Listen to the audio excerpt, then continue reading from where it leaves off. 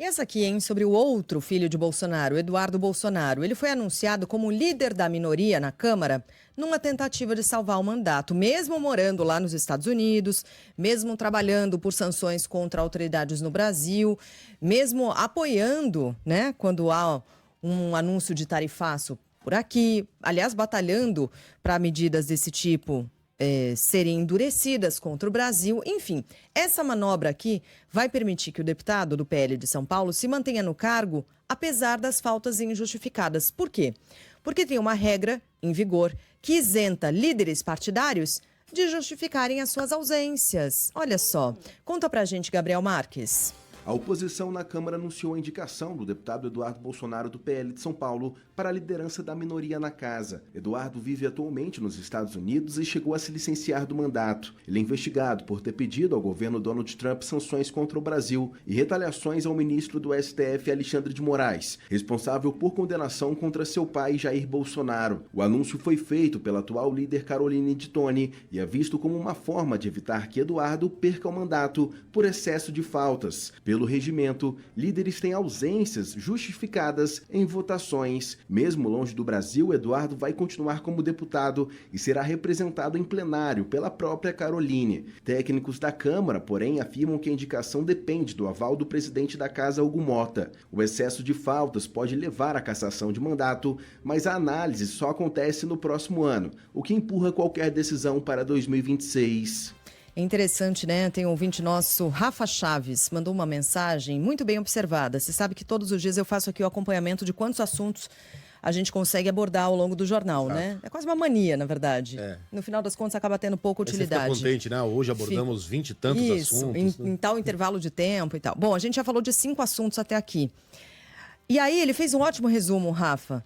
Basicamente, o noticiário até aqui foi salvar Eduardo, salvar Bolsonaro, anistia e PEC da pilantragem. E o Brasil real vai ser discutido quando por esse Congresso, que custa o tanto que custa? É verdade. A gente Não é falou verdade? aqui, en passant, da intenção do governo de levar para frente o projeto para isentar quem ganha até R$5.000 de imposto de renda, mas foi uma coisica ali, né? Aquilo que a gente chama de pé. O que fecha a notícia, aquela última noticiazinha, aliás, que se tivesse que cortar, começava por ela. Porque é isso que está acontecendo no Brasil, né? São 7h25 e, por enquanto, o noticiário foi dominado inteiramente por essas manobras tudo manobra. de malandras, de salvar criminosos.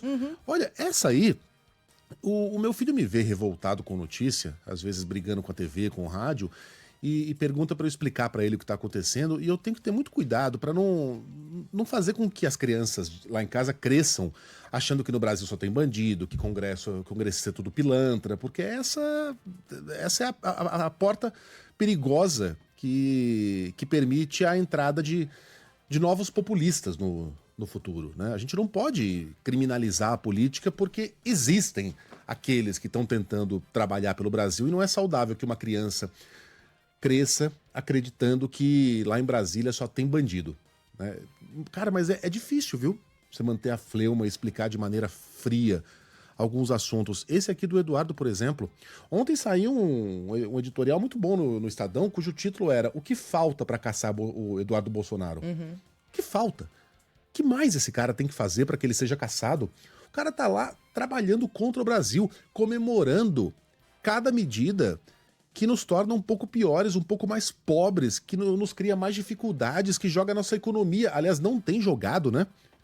Mas que ameaça jogar a nossa economia na latrina.